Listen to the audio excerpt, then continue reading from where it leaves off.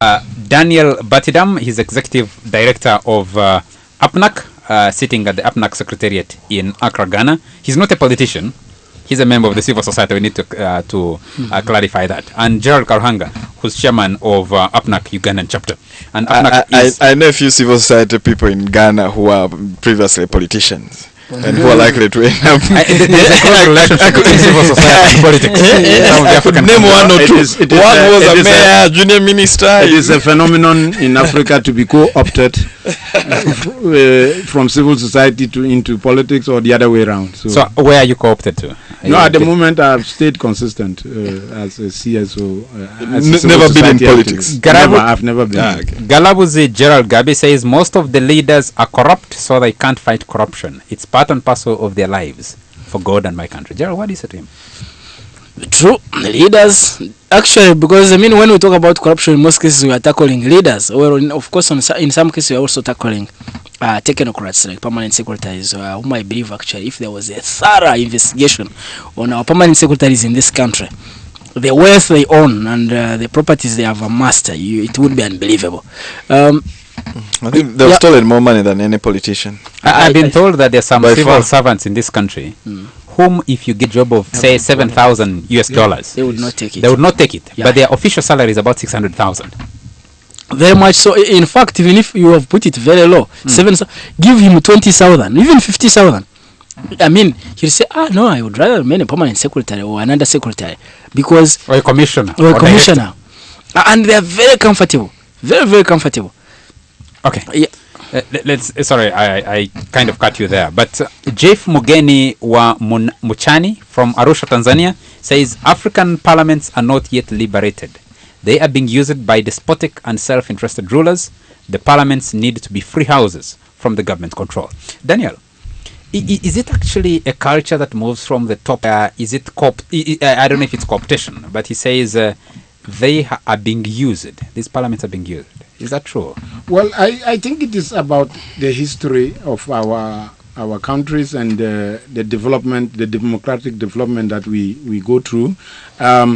It appears to me that there is something missing in terms of our understanding of democracy. And I am one of those who thinks that doing enough the quantitative finance we in Africa.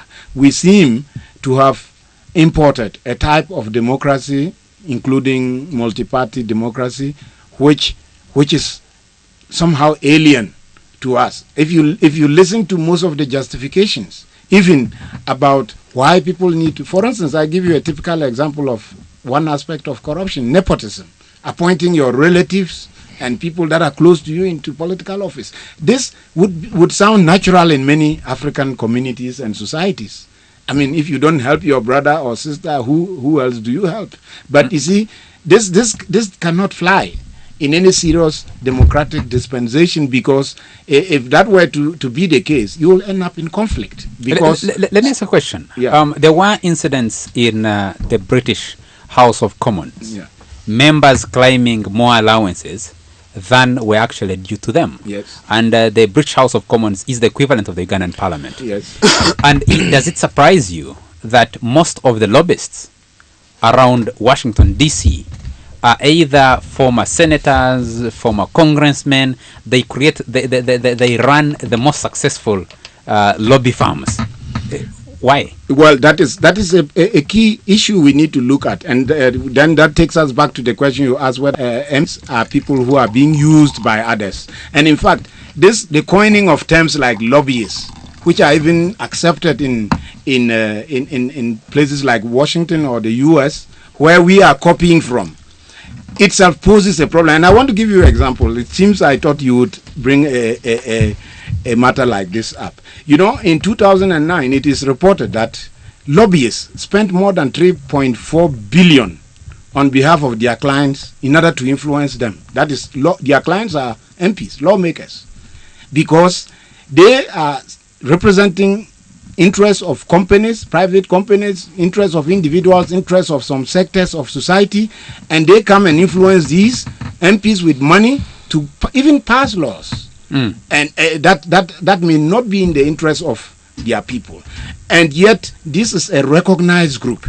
And I'm saying that if you take the statistics, it tells us that that business alone of lobbying is so costly that at the end, when they settle their differences, what would be left? And in fact, the statistics show that what lobbyists and their clients engage in, it's more than, especially the records I have from 2009, it's more than the entire GDP of Africa in some years. So we would not have. That means that if we didn't have an institution, a caricature like a parliament and lobbyists who are going to do business that the public is unaware of, and which involves huge sums of money, maybe we wouldn't have needed to be going around begging for money and for donor support. Because so to that extent, there is, and that is why I was saying from the beginning that it seems we have imported something onto our continent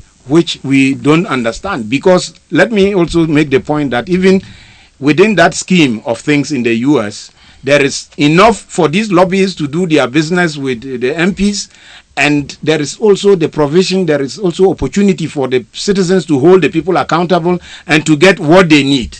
It does not take away the fulfillment of the basic needs of the people. And I think that is the major difference between us in Africa and the other parts of the world. When people engage in the type of business that lobbyists engage in Washington, here in Kampala, it is at the peril of millions of people, millions of Ugandans. And so we need to ask ourselves whether this is an institution that is serving us, or an institution that we imported only to keep us. The bad thing with the corruption in Africa is that it doesn't deliver, just like you said, it doesn't deliver the goods that people need. True. But in other countries, if someone took a bribe off a road, the road will be there and they'll have taken their bribe. Here they said the money that was supposed to build that road built this palace for me. Yes, actually. Can I take some more feedback from our listeners, and then I will come back as we wind up this discussion. Suma says they are using corrupt means just because they want to fulfill their desires. Let them think about others, and thanks for the show. What is it, Tim Gerald?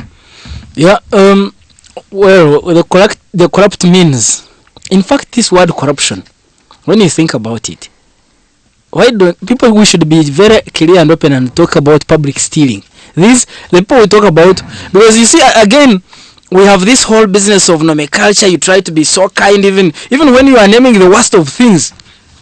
So the means, yes, indeed, people, like he said, the institutions we have assist us. We use them to actually achieve corrupt means. That's why, for instance, up to now I keep wondering, why don't we have a substantive IGG? And why do you want to create a scenario where this IGG is also at the mercy of those who are appointing him? Because he can't work.